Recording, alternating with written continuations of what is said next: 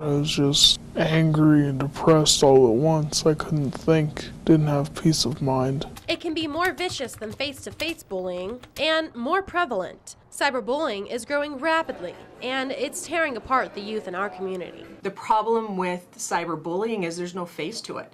So when you don't know who your attacker is, when you walk down the hall, it could be anyone. I just felt like I'd be confronted by everyone about it, that I wouldn't be able to be left alone. Billings high schools have confession pages on Facebook, and some entries involved extreme cyberbullying targeting students.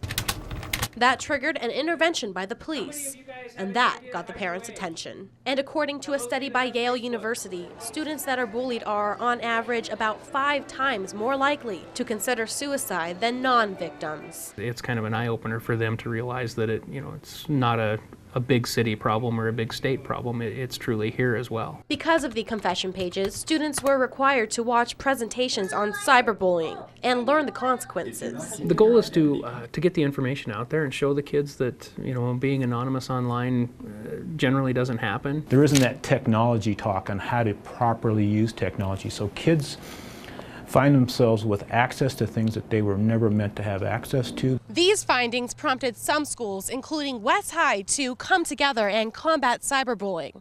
And a letter was sent out district-wide informing parents of the cyber attacks. They came together as a school community and tried to support one another. But for some students, the bullying hasn't stopped. In all honesty, I thought that I don't belong here. If it's all happened to me, why am I still here? It's just made me not want to be there. Just not do anything, just kind of lay in bed and do nothing. Parents really had to start looking closely at what their students were doing, what their children were doing, and what they were doing online.